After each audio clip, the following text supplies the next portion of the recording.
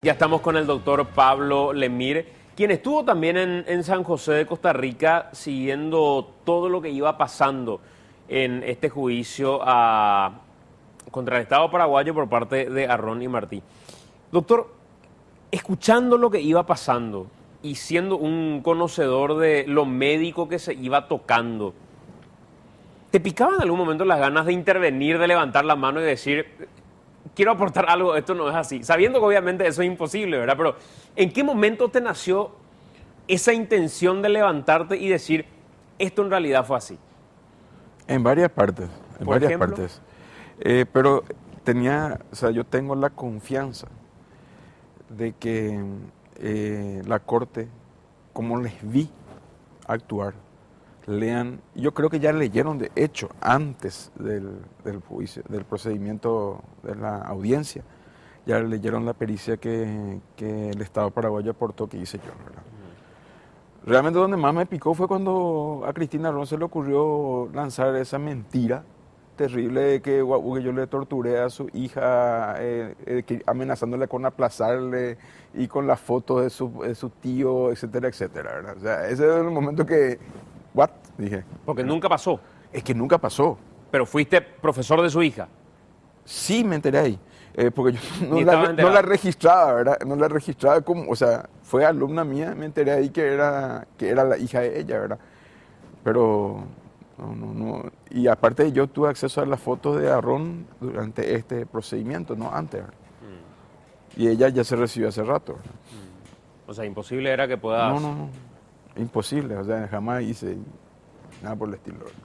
Doctor, yendo a las imágenes de aquel momento y a cómo se dieron las cosas y tratando un poco de entender la lógica de quien argumenta haber sido torturado, ¿cuál es el resultado de la pericia que ustedes realizaron ya y cuánto tiempo después hicieron esa pericia? Bueno, la pericia la hicimos ahora en enero. Sí. Y es una pericia basada en uno de los instrumentos del que estás pasando, que es el video. Otro de los instrumentos son las fotos que ellos aportaron al expediente. El otro instrumento obviamente es el dictamen o sea, no es el dictamen, el informe médico del 30 de enero, del día de la supuesta liberación de ellos. Y el siguiente elemento fue algo que solicité personalmente, es acceder al historial clínico completo de su internación en Amigones. Porque, y escuchando lo que vos le estabas preguntando al doctor Duarte, es cierto, con las características de las lesiones que ellos tenían, 2 meses después de la supuesta liberación, ya no se iba a ver nada médicamente hablando en una inspección corporal. O sea, la junta médica o la pericia que se debería haber hecho en cualquier momento posterior, lo que tenía que hacer es lo que hicimos nosotros ahora. Revisar ese informe médico del 30 de enero y contrastar con la historia clínica, que es algo que nunca se hizo, recién se hizo. Porque ¿qué pasa en la historia clínica? Yo te puedo examinar a vos hoy y venía a consultar conmigo porque tenés tos. Y una de mis impresiones diagnósticas puede ser que tenés neumonía. Entonces, ¿qué es lo que yo te pido? Te pido una radiografía, una tomografía, análisis de sangre, etcétera, etcétera. Esos resultados me van a hacer ratificar que tenés neumonía o cambiar mi diagnóstico. Eso es lo que nunca se hizo. En este caso tenemos el informe médico del 30 de enero, pero no hay el seguimiento lo hicimos ahora. El 30 de enero es el día de la La supuesta supuesta liberación. liberación, sí. Donde, por ejemplo, dicen que el testículo del lado derecho está aumentado al doble del tamaño. Y luego se hace una ecografía, ese mismo día. El resultado obviamente se recibe al día siguiente. Y eso no está en el informe. No está en el informe, está en la historia clínica, a la cual accedimos nosotros ahora. Pero nunca estuvo en todo el proceso hasta hoy. Exacto. ¿Y qué es lo que encontramos nosotros? Que la ecografía dice que el testículo derecho está de tamaño normal y el izquierdo está de tamaño disminuido. ¿Por qué? Porque él tenía un varicocele, una enfermedad preexistente de larga data que hace que se achique, en este caso, el testículo. Entonces, ese tipo de cosas no fueron aportadas y ese tipo de cosas sí se podrían haber aportado si es que se hacía la junta médica en esos 2 meses posteriores la supuesta liberación. Claro, porque, a ver, para ponerle nomás en contexto a la gente que está escuchando y que está viendo el programa, el único informe médico que hay es ese informe médico Del 30. del 30, el día que ellos fueron así liberados. Parame un poquito la imagen ahí, director, donde se ven las... No, me gustaría la otra, la que empieza a ser cuando sale recién. Ahí, más o menos. No, un poco más adelante. A ver. Espera, enseguida me pasa. Este es Martí, Ahí. ahí, esa. Ahí. ¿Por qué te pedí esta? En la anterior, en unos cuadros anteriores incluso se ve mejor. En el informe médico del 30 dice, por ejemplo, que él tenía, Juan Arrón, ¿me puedo parar? Sí, adelante. Yo pues soy cara dura. Sí. Tenía moretones, equimosis, desde epigastrio hasta por debajo del ombligo, cubriendo 16 centímetros de longitud. Y en la anterior incluso se ve mejor, pero no soy tan rápido para ordenarle a tu director que pare. No hay ningún moretón en esta zona. ¿Y eso dice el informe? Eso dice el informe. Y justamente es una de las tareas que hicimos. Utilizamos el mismo video porque ellos aportaron este video como prueba a la corte. Entonces podíamos usarlo. Y lo desglosamos cuadro por cuadro para ver si se veían los moretones en esta región. Y no hay. No hay. Pero no hay por qué el informe No sé por qué no hay, Santi. Eso inventó cosas que en realidad... Eso no sabría decirte, pero no, lo que estaba en el informe que decían esas lesiones, eso no se visualizaba en el video. Ni tampoco en las fotos que ellos aportaron. Insisto en esto, en poner en contexto, porque ese es un elemento que yo no tenía, el elemento de el historial médico. Exacto. Porque si Ahí yo... está. Sí. Ya en el cuadro, los 2 cuadros anteriores serían. Vamos Esa lesión sí está descrita en el informe y es visible, ¿verdad? Pregunto nada más, por esa imagen que veíamos de él de Sí, espalda. Esas son las fotos del expediente. Estas son las fotos del expediente, efectivamente. Y ahí está la foto, como ves esto, y ahí, bueno, acá no se ve bien porque por la iluminación, ¿verdad? Pero en el epigastrio no había ninguna lesión.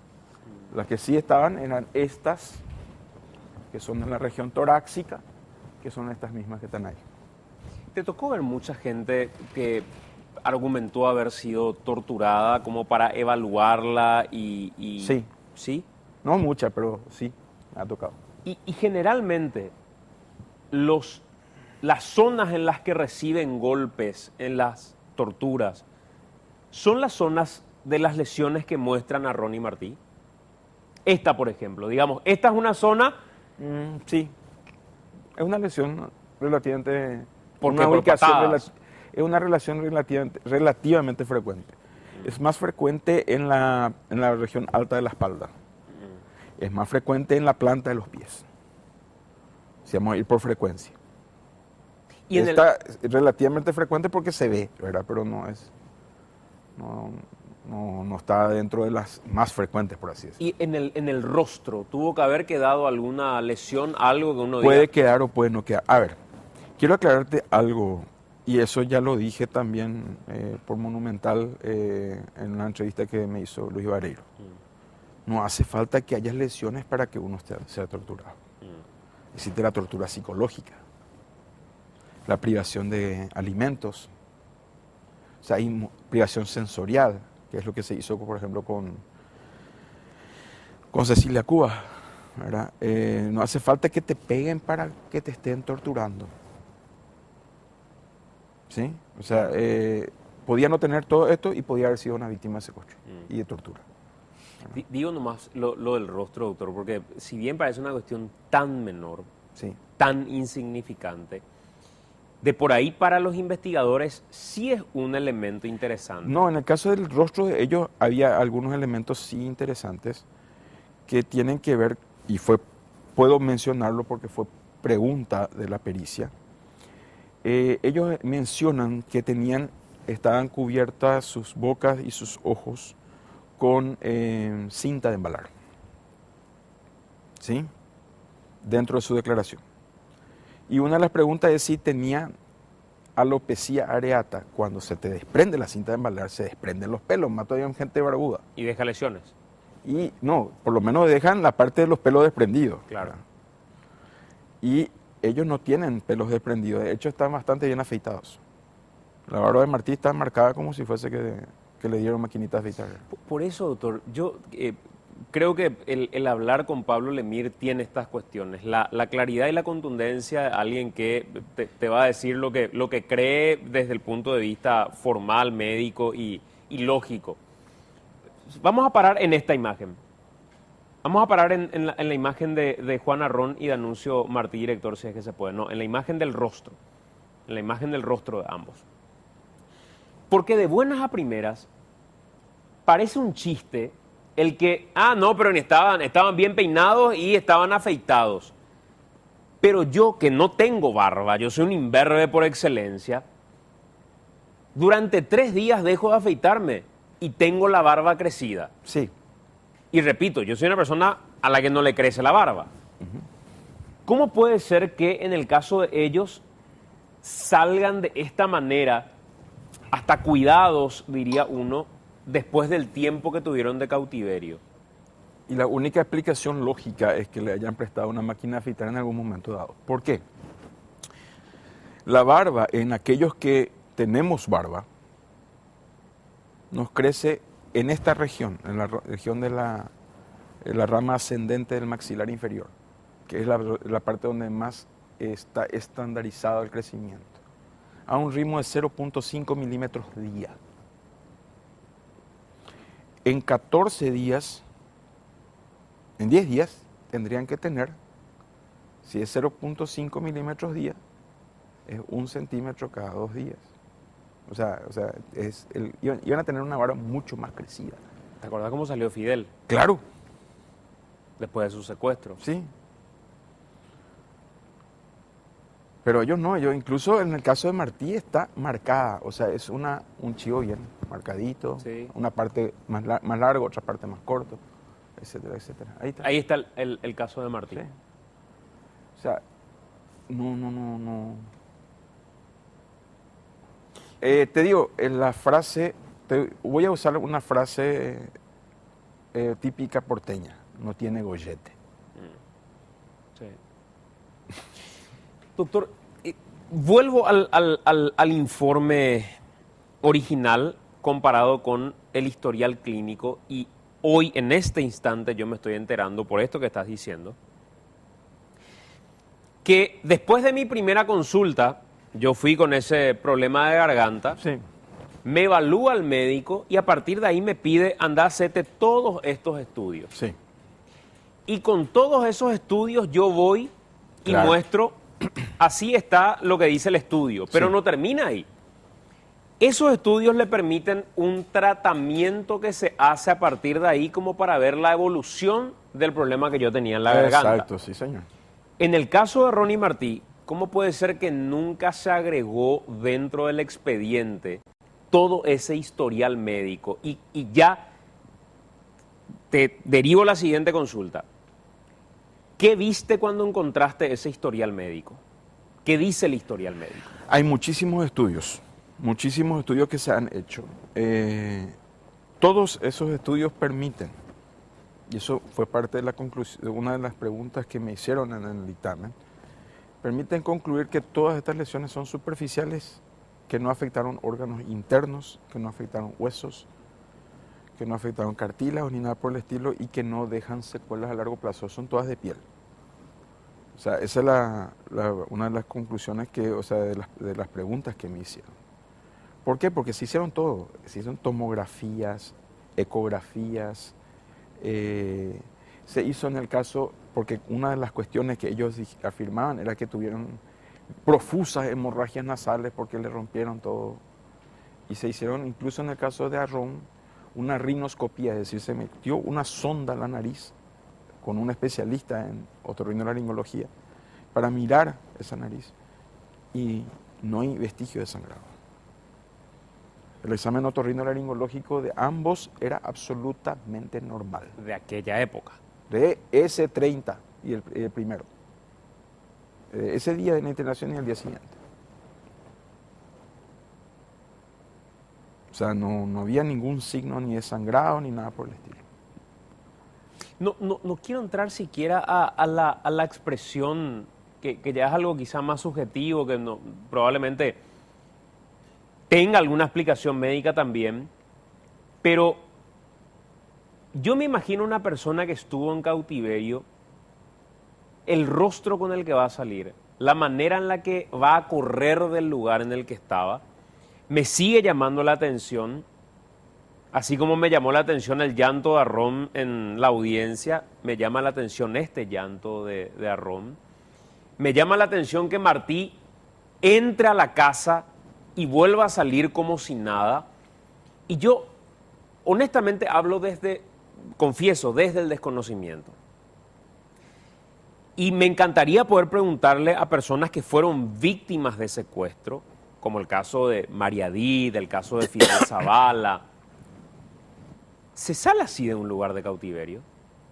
¿Se vuelve a un lugar de cautiverio? No, puede uno salir así, pero lo que no va a hacer, y eso por lo menos, bueno, desde mi punto de vista, reafirmado con lo que hizo la pericia que hizo el doctor Nicolás Garcete para esta causa, el doctor Nicolás Garcete, a él le puedes llamar, y él hizo la pericia para esta causa, él es doctor en psicología forense.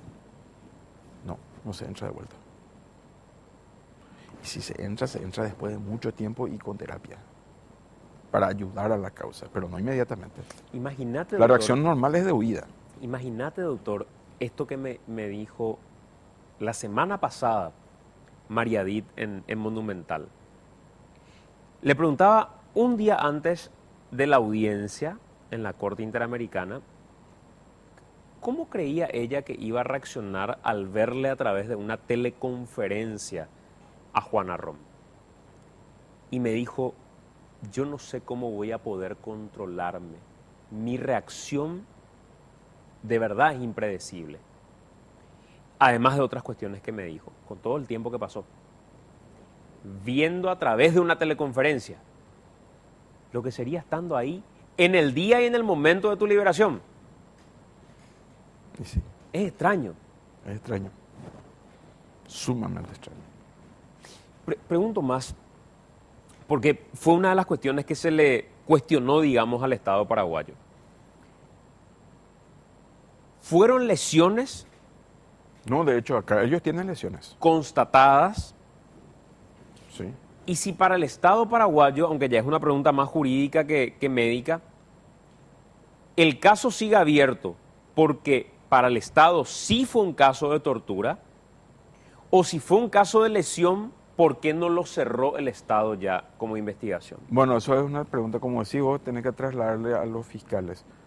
Yo lo que te puedo decir es por los años que tengo en el Ministerio Público. Si es una denuncia de tortura, en tanto eso se compruebe o se descarte plenamente, tiene que estar abierto porque el hecho de la denuncia, la carátula inicial es de tortura.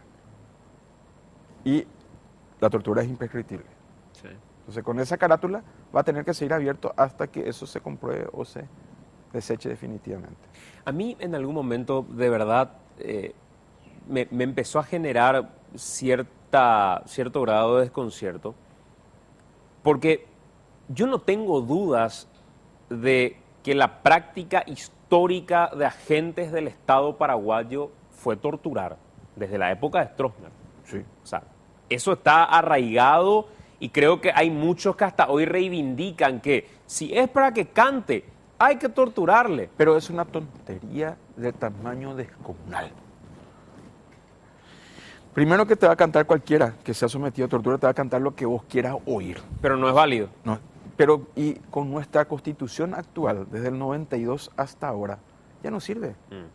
O sea, vos podés ese precepto jurídico del siglo XIX que decía a confesión de parte, reluego pruebas, a partir de la Constitución del 92 dejó de existir. Vos podés hasta confesar, pero eso no sirve. Se tiene que probar. Pero cuando empiezo a escuchar el relato de Juan Arrón, de un hombre que no tuve la ocasión jamás de entrevistarlo, y las veces que intenté entrevistarlo para conocer su versión, me hizo decir que al único periodista que respondería era alguna vez si hablara a Aníbal Emery, porque fue el periodista que además ofreció como testigo y que estuvo ahí en el lugar de los hechos. Cuando lo escuché dije, vamos a encontrarnos con una persona que va a ser capaz de transmitir todo el conocimiento de un cerebro, como lo describen, de un grupo criminal, pues así lo describen. Pero encontré argumentos endebles, que se desplomaban, que no tenían consistencia, que eran forzados en muchos casos. Y cuando escuché a Cristina, ya al punto del ridículo, de querer desconocer quién era Mariadit, una tal Bordón, cuando fue parte del entorno familiar, cuando compartió con las hijas en algún momento tratando de curar el dolor que sentían porque la madre estaba secuestrada. O sea, ese nivel de descaro me dejaba ante la duda de, che, pero este es un Estado que de verdad viola derechos humanos, estoy convencido. Pero en contrapartida, acá no hay ningún tipo de consistencia en lo que se pretende decir. En todo lo que dejó el juicio, doctor, otra de las cuestiones que yo creo que es fundamental, y no sé si es que fue parte de lo que la pericia pudo demostrar o pudo acercar como elemento de análisis al menos, ellos por daños psicológicos también piden estos 50 millones simbólicos. ¿Hay algún estudio? No. Que espera, te respondo ya antes porque fue pregunta durante el juicio. Y fue algo que también se le preguntó al doctor Nicolás Garcete. Y finalmente, quienes van a hacer esa valoración forman parte de mi dirección también dentro de la Dirección de Medicina Legal. No hay ninguna pericia de valoración del daño psíquico. Ese es el nombre técnico. Pericia de valoración del daño psíquico para determinar qué grado de daño psíquico tienen ellos y a partir de ahí saber si amerita o no un resarcimiento económico. Para que exista reparación, tiene que haber daño. Claro, y se tiene que demostrar ese daño y eso se hace a través de una pericia. Si no hay daño, no hay reparación. Así, es así. Y si no hay pericia, no hay forma de determinar qué tipo de daño psicológico sufrieron. Sí, y se les preguntó eso, de hecho se hizo esa pregunta tanto a Ron durante el proceso de la audiencia oral como a Cristina, y no hay. ¿Algún estudio podría haber determinado en algún momento si ellos mismos se generaron estos golpes?